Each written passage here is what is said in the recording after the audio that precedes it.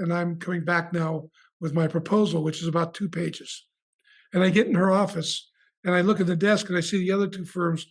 One of them's got a proposal that big and the other one's like that, and mine's 2 pages. So I put mine on the desk and she says, look, tell me what you think the problem is. Give me a nutshell. I said, okay, look, I want you to know I really want this work, but if I lie to you and you give me the work, I'm really in trouble. So I'm going to tell you the truth. You're the problem. Today, we're talking about the kind of leadership most of us want, but few of us practice consistently.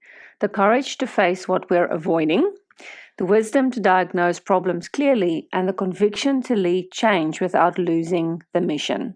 My guest today believes you must master yourself before you can effectively lead others, and that what you refuse to face will eventually defeat you. In this conversation, we unpack how to handle tough talks with high performance, why normal versus abnormal versus pathological problems change your playbook, and how to move to fence sitters when you're restructuring. You'll also hear a powerful story from his work with ESPN's finance team, practical ways to align compensation and KPIs with change, and why transparency and pushback actually makes your team smarter and faster. If you've ever wondered how to keep your team aligned in the chaos of growth, this episode is definitely for you. Dan Tocchini has been helping leaders bring some magic to their teams for over 35 years. He has worked with executive teams from Interstate Batteries and ESPN to Smarty Pants Vitamins and Impulse Space, as well as with nonprofits like Homeboy Industries and Defy Ventures. Dan gives a no-fluff approach by helping transform leadership teams without any pixie dust, just courageous leadership, creative conflict resolution, and relevant restructuring. No conversation is too difficult, no situation too conflicted, because a leader with a vision cannot be held hostage by circumstance or history. Let's dive in. Do you wish that you could lead your team in a way that honors and glorifies God? Are you struggling to overcome self-doubt as a leader and have a desire to be more confident in your role? Welcome to the Women of Faith in Leadership podcast. I'm Rika, and for the last decade, I've experienced my fair share of managing challenging employees and teams in middle management leadership roles. I committed my leadership journey to God, and it changed everything. And I'm ready to share everything I've learned with you. Now, if you're ready to lead your team in a way that honors God, grab that notebook and pen, and don't forget your chai latte, and let's dive in. Welcome, Dan, to the Women of Faith in Leadership podcast. How are you doing today? I'm well. Thank you, Rika. Thank you for having me. I look forward to our conversation. Yeah, it's so amazing that we get to connect from across the world. It's I think it's cool. I think since COVID-19, I think we had an opportunity before, but I think that's one good thing that came out of COVID was the connection that we can make with people from across the world. Yes. Yeah, I'm looking forward to this. Yeah, so why don't you introduce yourself to the listeners and tell them what is the topic that we'll be discussing today? Well, and you can frame it a number of different ways, but I'm basically a consultant. I'm an entrepreneur.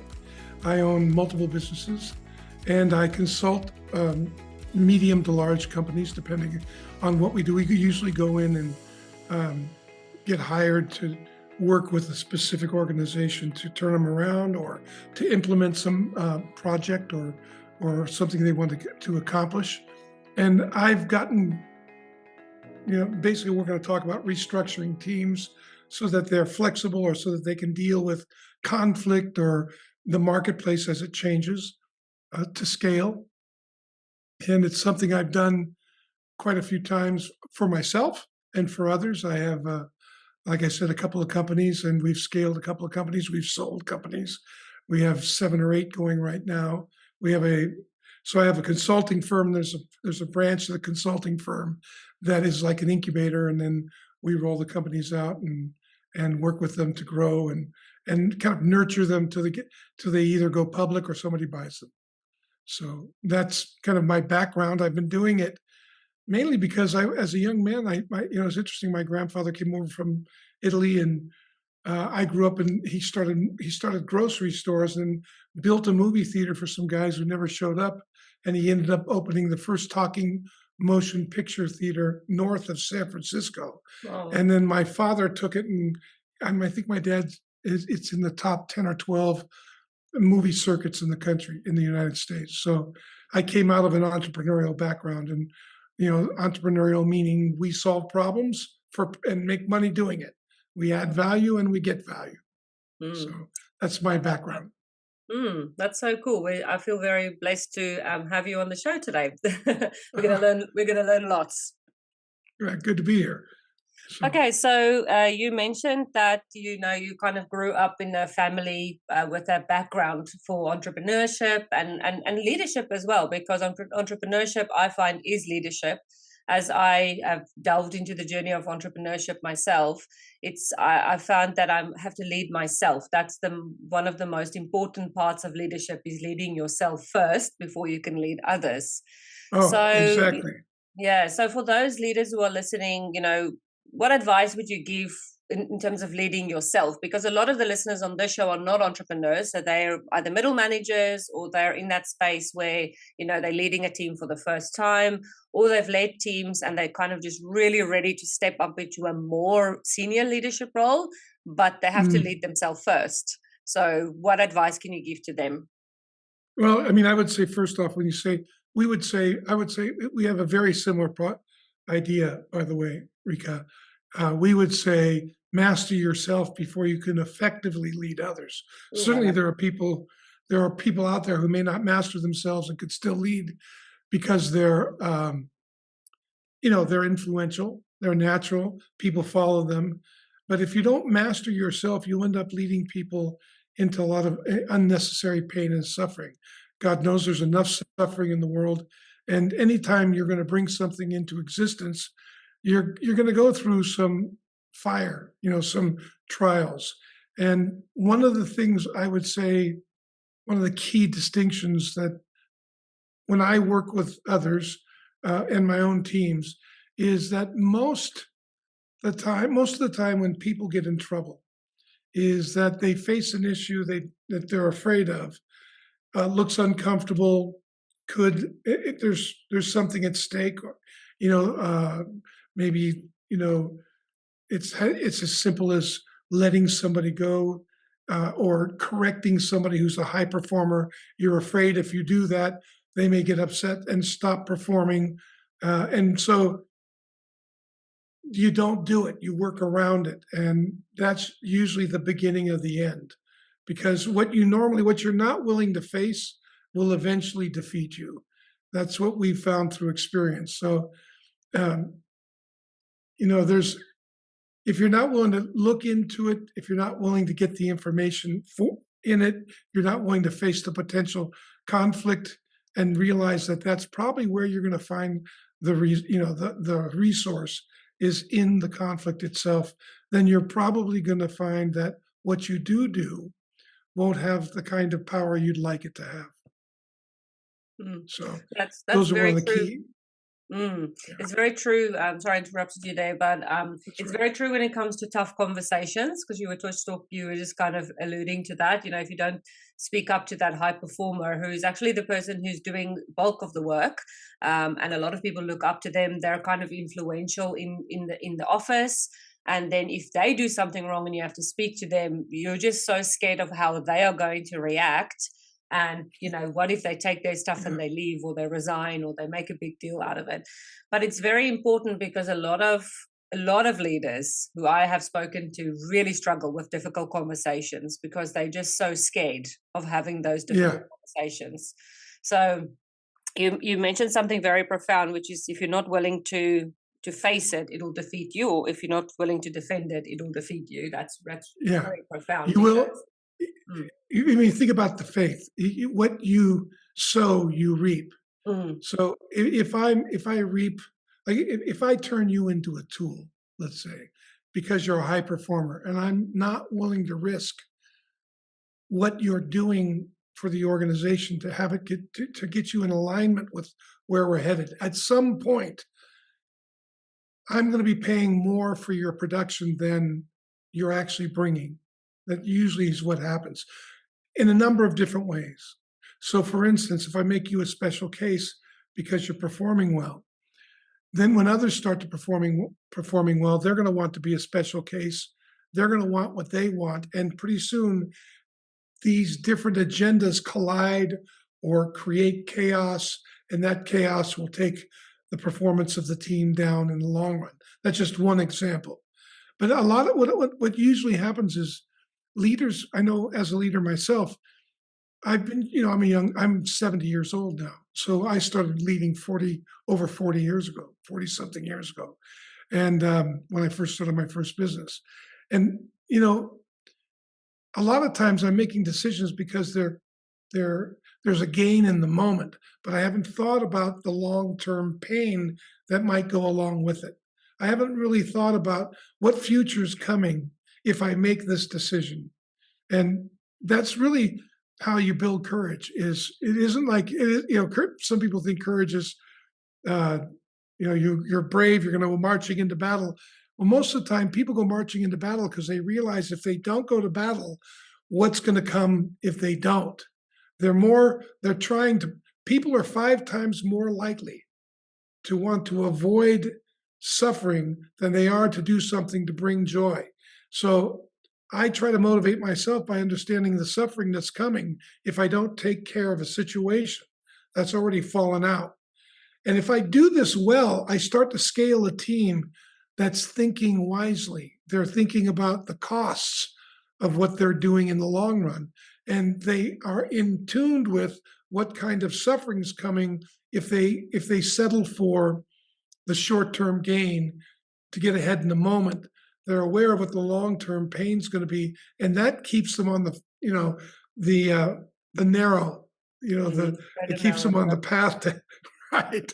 It keeps them on the path to the vision. It keeps the mission true, if you will.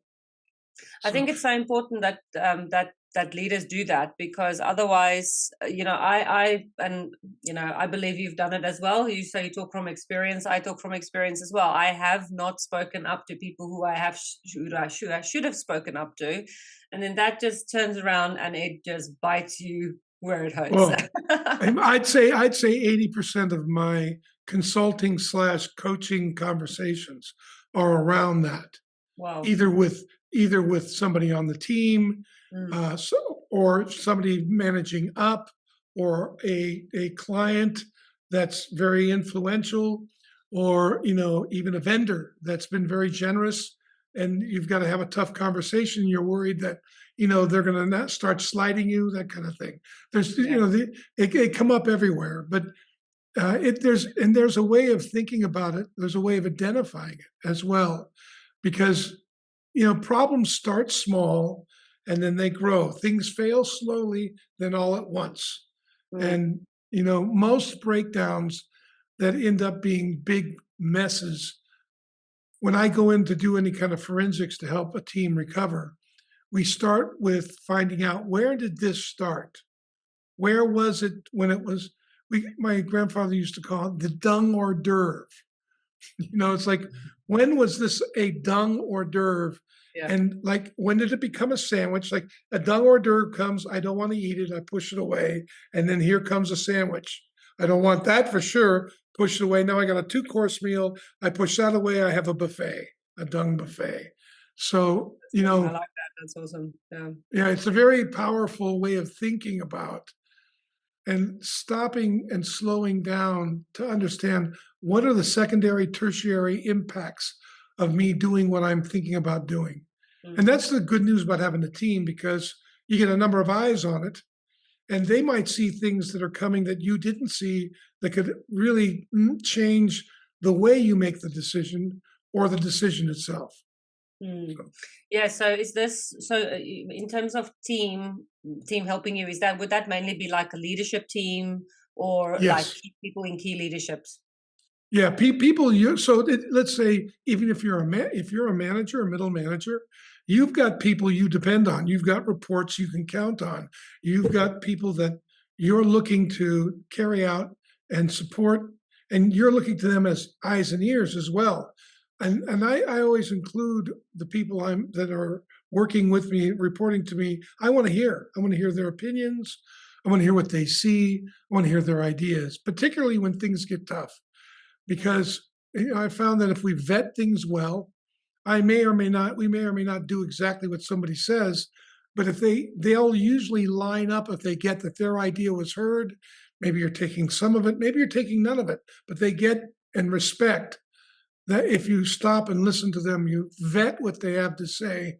And I train people that way because they'll bring me things that may seem stupid to me, but to them looks like a good idea. So if I can break it down with them about why that won't work, then I'm helping their filter get clear. Where I'm training them in the way I'm seeing things. So pretty soon, when I'm talking to them, I know they're seeing things not just exactly the way I do, but they understand what's important to me as a business owner, or as a department leader, or as a CEO.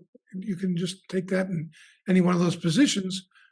Then they know how to they've got my back, right? And one of the things we do with people when we bring them on is, number one rule: have your manager win. If your manager wins, you win.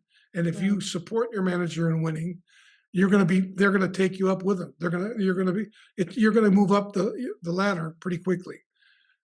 So yeah, because I think quite often middle managers are in a tough position where they have to appease their line manager, but they also have to then work with all their employees. So I've been in middle management as well for many years, and it's a tough position to be in. But I like what you just said. The middle manager is there to equip their employees, and basically, instead of just saying, well, it's my way or the highway, that's not what it's about. It's more about, okay, bring your thoughts and your decisions and the things that you want to bring it to me, and we'll break it down and we'll see why it can work and why it couldn't work. So yeah, I think that's really important for middle managers because they're in a very tough position. Yeah, the way I think about it is, it's very astute what you said, because there's always a tension. There's a tension between what the individual wants in their own life and work experience, and what they want the organization to serve, how they want the organization to serve them. And then there's how the organization needs them to serve the mission. So one of the things I work a lot with, people I work with, the entrepreneurs I work with, is when you bring people on, how does serving the mission of the organization, do they see how that's going to serve them personally? If they can't make that connection, they ought not be on that team, because people need to be connected to, if we win here, then I personally win. If you lose that connection, then all of a sudden they're going to be trying to take the organization and serve themselves, and that shrinks the team up, because there's a larger mission at hand. So it's like, how do you get people aligned with that? You want to catch that early. That comes in the orientation process, onboarding, that kind of thing. And if it gets out of whack, you need to stop the train and get them realigned, or move them out. It's good for them not to be there, because if they're there under that and they don't support the mission, they're just going to get chewed up. They're going to get drug under the bus for sure. Yeah, and that's where I would have even taken a step back to even the interview process. If you're interviewing someone, make sure that they're actually going to be aligned with the mission and the vision of the business, because otherwise you're just setting that person, but also yourself, up for failure, because then you're just going to have to struggle, with that person the whole time. Yeah, and that's interesting, because how do you do that? And one of the ways we work with that is we want to see, are they aware of their own perception? And are they open to other perspectives? So how open and receptive are they to other perspectives, and how confident are they in their own perception? People have to be both. People, if you're not confident in your own perspective or your own perception, you're not confident in your own opinion, then when somebody who's strongly confident in their own opinion comes along, you'll have a tendency to acquiesce just because they're confident, right? But I know for me, I'm very confident about what I do, but I've been put in my place by people, who work for me, because they have presented their opinion confidently, respectfully. They've challenged my own opinion, And I, as confident as I am in my own opinion, I multiple times have said, they're seeing something I don't see. And I want that from the people I work with. I want to know their opinion, particularly they're there every day, let's say working with a client or a customer or a vendor. I want to hear their perspective because they probably have a better view on what's going on, or at least the influencing factors in the negotiation that they're involved in.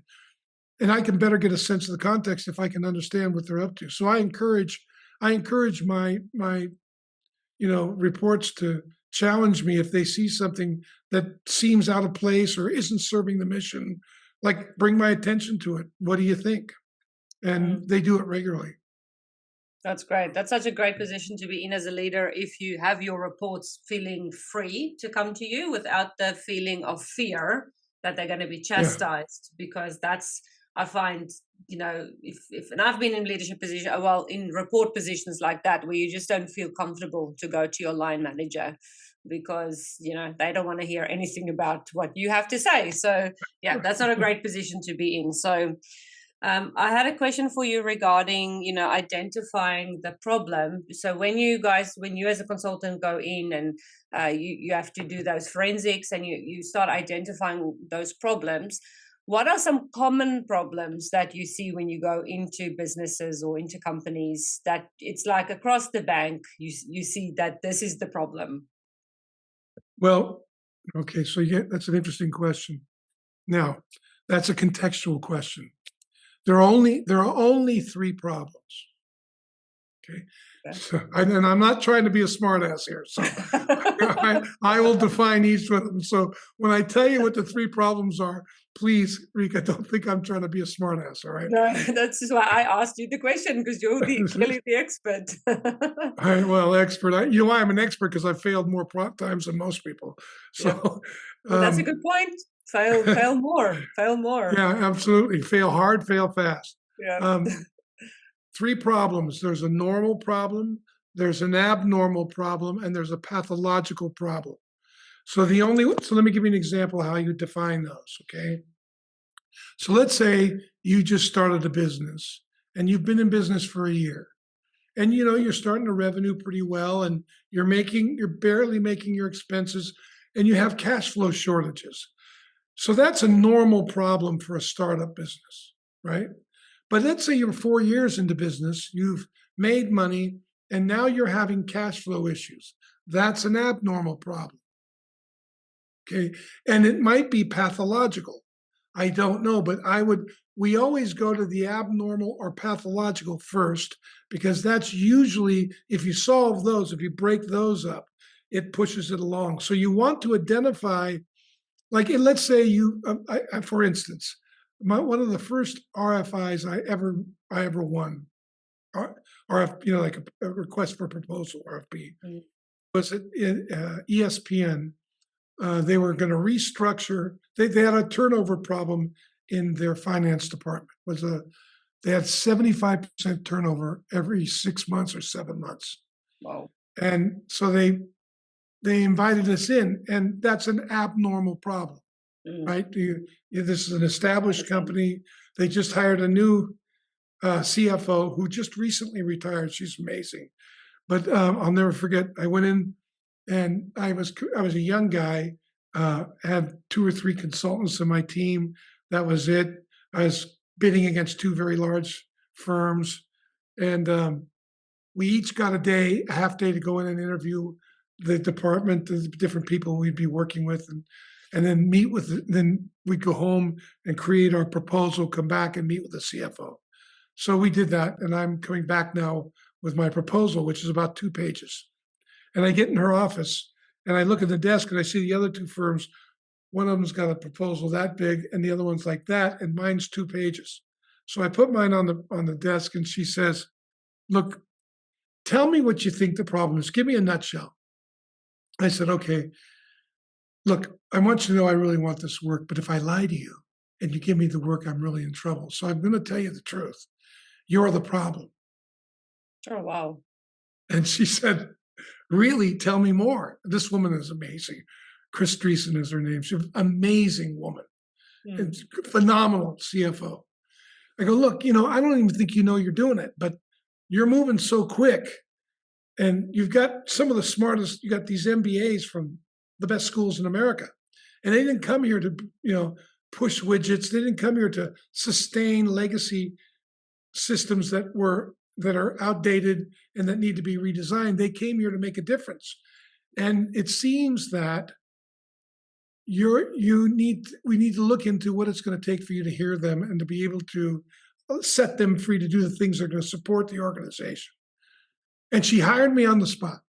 Wow. She goes, I read theirs. I heard you. I understand you. I still don't understand what they said. You're hired. And I had a long stint there, almost 10 years, working as a client. I was a consultant with them on a number of different things in sales department, international sales, national sales, restructuring. And when they merged with Disney, I was involved in helping smooth some things out because Disney is a union house and ESPN was a right to work house, and they had agreed in the MOU, and there were some shenanigans going on. So they hired me to come in and smooth that out, stuff like that. But to the point is that they knew they had an abnormal problem. I knew it was pathological. She wasn't aware of what it was. Once she became aware of it, it was no problem. Within 3 months, we turned that thing, cut it in half, and we reduced the size of the team, so we saved on budget. There was a number of things that we were able to do, and she was phenomenal because she's so vision driven. She was so driven by the vision. She wasn't like she was. I remember her saying, "Wow, I need to check into my wake." I said, "Yeah, that's it. You got a big wake." So good. Oh yeah, and I think wow, that was really amazing what you just said, because I think as leaders we are, like you literally just said, we can be the problem and we don't realize it. And if we don't have an external person who can actually see that to come in, being open to it, I think because she was open to it. Oh yeah. She could have easily gone with the other guys and just refused and said, well, I'm not the problem. Why would I be the problem?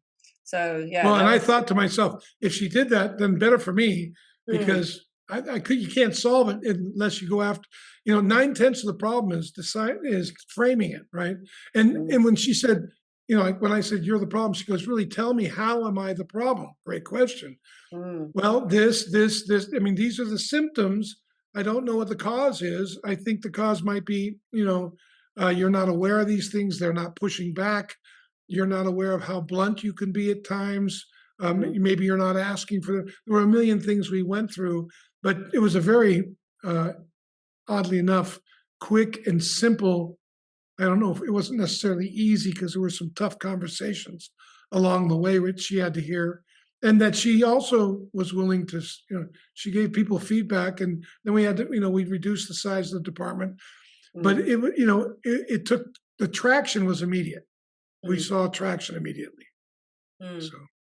Oh, no, thanks for that. I appreciate the examples that you gave there, because I think that's gonna and the fact that you gave those three, the normal, the abnormal, and the pathological, because that's something that leaders can look into as well, to go and have a look. And it's dependent on context, right? Because something it could be normal in one company because of the context. Like I said, startup, cash flow issue, blah blah blah. But abnormal in another company because of the context. So like that. Yeah, definitely.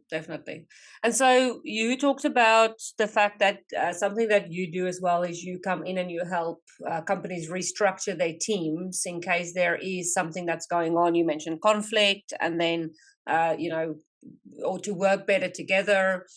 So yeah, talk to us a little bit about the restructuring process. Like, what would, if a leader was considering restructuring, because that's a big deal. I mean, nobody likes change, and quite often, if I've been part of a restructuring, people feel uncomfortable about that. So talk to us about that. I wrote there's a free ebook that I wrote. In fact, I wrote it when I was at working with ESPN back in the 90s, during the time their merger with Disney. And it's called The Change Imperative. Okay. In other words, change is an imperative. Change is the gravity of all business. We're always changing. We change with the market. And if you don't change with the market, you will go extinct eventually. So anytime you're coming up against a change or you're coming up against, you need to restructure. Really what you're doing is you have to identify the problem first. And there are a number of things you have to be aware of. When you identify the problem and you decide, and you strategize how you're going to resolve it, how you're going to take new ground. That's the name of our company. You got to realize there's certain gravity to that, right? So let's say you're coming in with a change.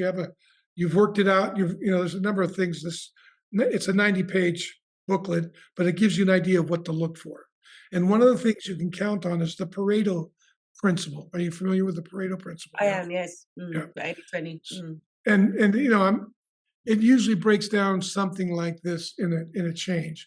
You're going to get 30% of the people, or 25 to 30% of the people are going to go, yeah, let's do it, right? And then you're going to get another 20 to 30%, or maybe 35% that'll say, probably 35, 40%, I'm not sure I want to do this. Those are the fence sitters. Yeah. And then you're going to get 20 to 30% of people going, we're not changing. We don't want this change. Yeah. Now, the game becomes, how do you get the fence sitters over with the people that are with you? Get them aligned. And there's a number of things you can do. And in that pamphlet, I talk a lot about it. But one thing is, you want to be decisive. There's no such thing as gradual, slow change. You want to make leaps. You want to actually move the needle, because what you're going to have is you're going to have what we call the levelers. And the levelers are going to want to level the change. They don't want the change. Now, you can't spend all your time on the levelers. You're working on the middle group, but the way you deal with the levelers will convince the fence sitters to move over, right? And you want the levelers, if they come out, and they will, you want them to come out, because some of them will turn around, most of them won't. But you want them to exit themselves. And the way you do that is you get them into the open, again, up and against what the change is, right? So this is where we're going. This other, I don't want to go. Okay, good. Let's talk about that. What does that mean? What's the benefit if you do go? What's the benefit if you don't go? And they get that the change is going to happen. And so I've been over the years, gotten very good at having them exit themselves, because they realize that, I just draw out the parade of horribles that are going to be coming. If you don't make this shift, here's what you can count on, right? If you don't, there's your performance, so I want to make sure all performance bonuses, anything that has to do with remuneration is aligned with the change. Then I'm going to make sure people's performance standards are aligned with that change, and they're either going to perform or they don't. And if they don't, they're exiting themselves. But if they do, they're moving into the organization in a new way. And I'm working with this is kind of high level, but I want it to make sense. You're basically going to have three groups of people you're dealing with. The more you expose and talk about the change and what it means and what it's going to take, and you want to know specifically what it's going to take as best you can. Transparency works for you. If you're not transparent, if you don't declare what you want, if you're not specific about what the outcomes are, if you haven't aligned your compensation programs with those outlined outcomes, you're going to create confusion and static, and that will sour the fence sitters. They'll move towards the resistance side, right? So you want to make sure all that stuff's in place. And you want to be transparent about it, and you want to have people be transparent about whatever struggle they're in. Some people are going to struggle with it and get up to it. Some are going to struggle with it and they need to move on. Better for them, better for the organization. You don't want people to stay on board that don't want to be there, not just because they're not going to perform well for the organization. They're going to be miserable for themselves, and they're going to be miserable at home. And God knows we have enough miserable people in the world. Set them free, is what I say. So. Well, I've two examples come to mind in my case. The one is myself. So that was one of the reasons I left my last leadership role, because the company was moving into a direction that I didn't feel aligned with my own values anymore. And hence the reason I left, because I felt that I wasn't going to be that person who was going to stay and make it difficult for them. Because I was in leadership, I already knew how that felt. On. That was right awful. on. Well, that's honor. That's just straight up honor. All that's what that is. Right, and yeah, go for it. That's going to benefit you, and it benefits them. Right on.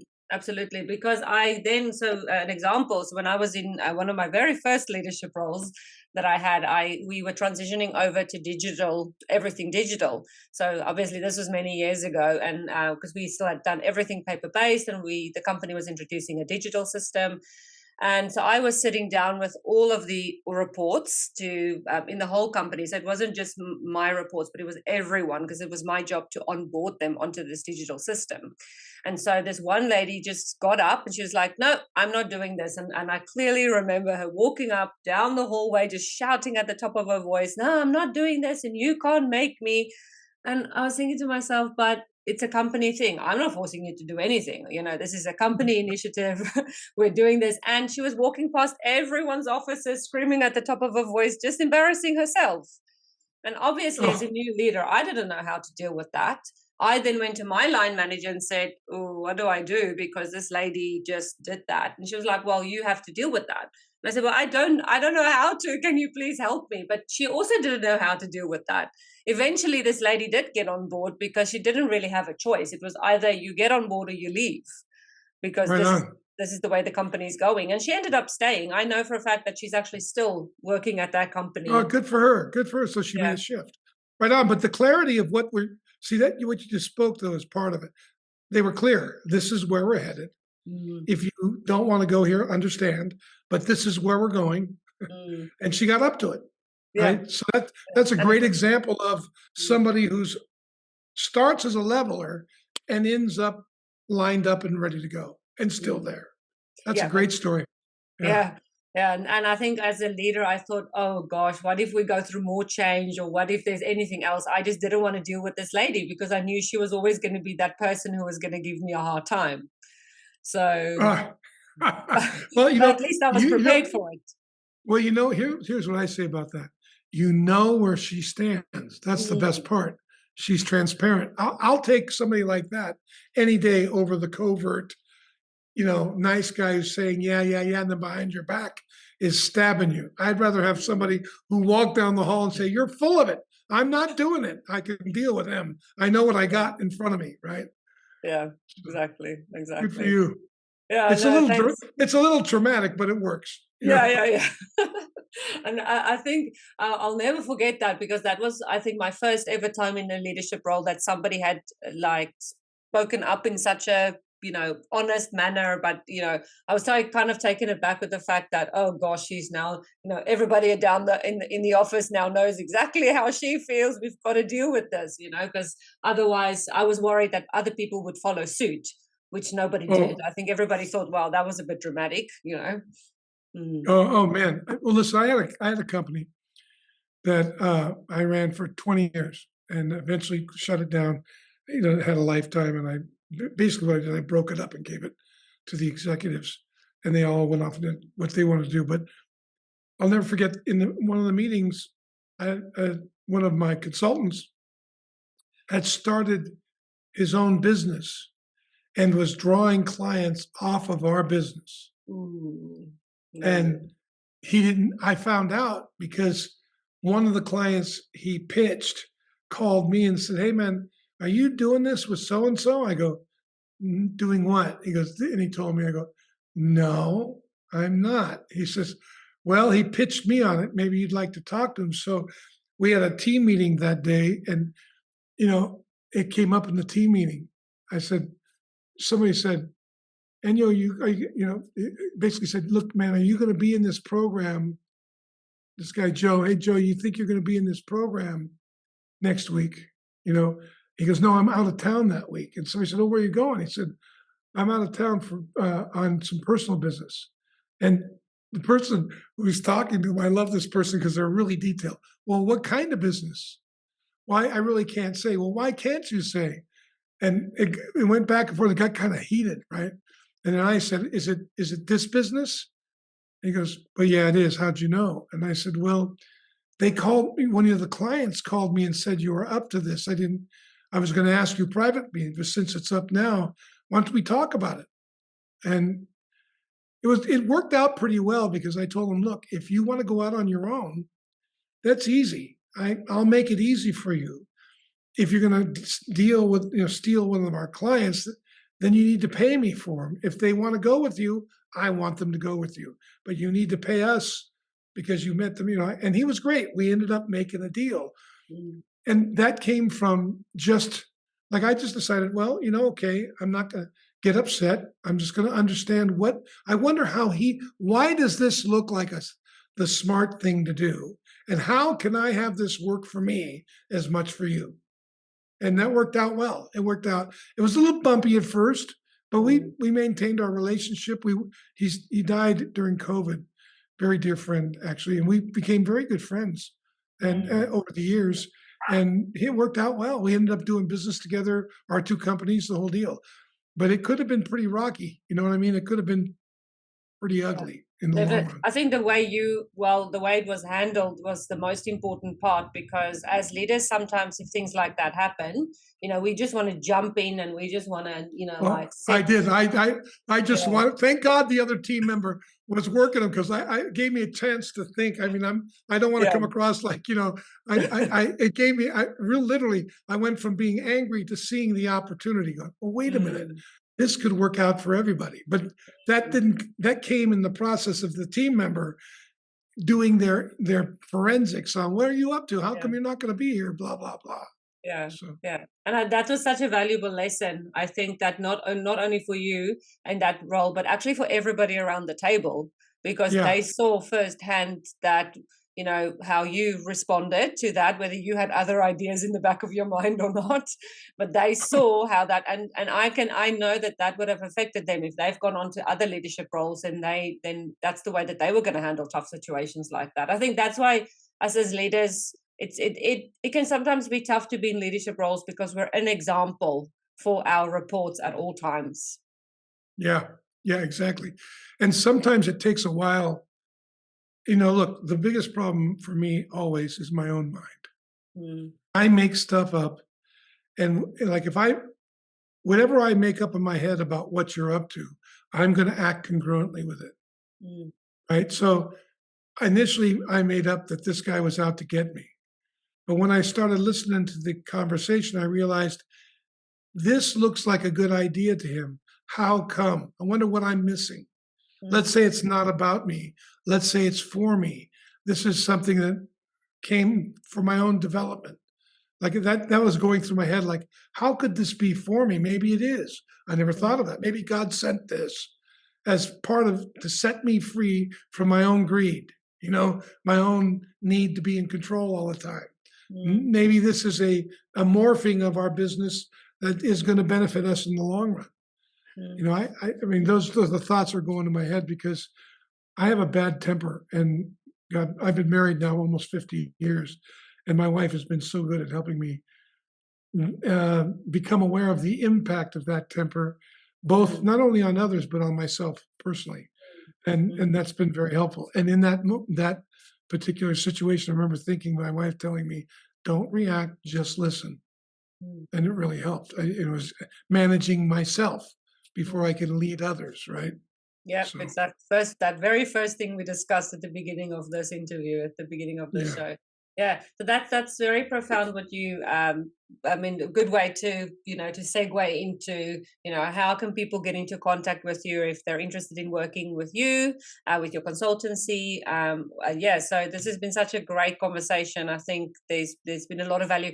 And before you share where people can connect with you, are you able to share that ebook that you wrote so that I can share that with the listeners? It's on the website. It's okay, free. Great. It's called The Change Imperative, and the website is takenewground.com. Okay. And we put that in the show notes. And for your listeners, if they're ever interested, we also do a couple of public offerings where our clients will send their executives to, or somebody they refer wants to get a taste of what we do. One of them is called the Revenant Process. It's a 4-day leadership program, very deep. Works on mastering yourself first before you lead others, and mastering yourself means also managing your impact. So that's what that one. And then there's an academy for it's called the Intrepid, the Academy for Effective Leadership. It's a 60-day program, 3 weekends, homework in between. We coach you as you coach people on your team or others. And we work with people in our particular methodology because we have a very specific methodology we deploy that we work through. So, okay, that can all be found on takenewground.com. That's right. Great. And if people want to connect with you, are you on any social or LinkedIn or? LinkedIn. I'm on LinkedIn, Dan Tocchini, and Instagram, although my Instagram account isn't as up to date as LinkedIn. LinkedIn, I'm pretty active. Instagram, I've got a lot of videos on there, but I only post once in a while. Yeah, LinkedIn seems to be the place to be for us in leadership roles. I'm mainly on there as well. Not so much. I try and avoid Instagram, or I've got a Facebook group, but for the ladies, who want to connect, the listeners from the show. But that's it. I think it's I don't know. I haven't mastered Instagram, and I don't have time. I work a lot. It's interesting. I didn't talk about this, but I have a lot of women entrepreneurial clients. Jenny, who I don't know if you've ever heard of Jenny's Splendid Ice Creams. I think she does about $200 million a year. Wow. And she started. It's real craft ice cream. Started in her kitchen, and I met her because we were hired by the VCs to help. They wanted us to help get her mind right, and we ended up working with her, getting their mind right, and helping her keep control of her company. And she now is a CEO of a company we've started together called Flora and Company.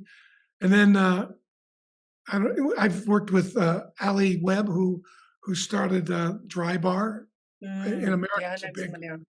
Yeah, and so a number of women that we work with that are pretty high profile. But I enjoy it. Most of my team we've got quite a few women on our team.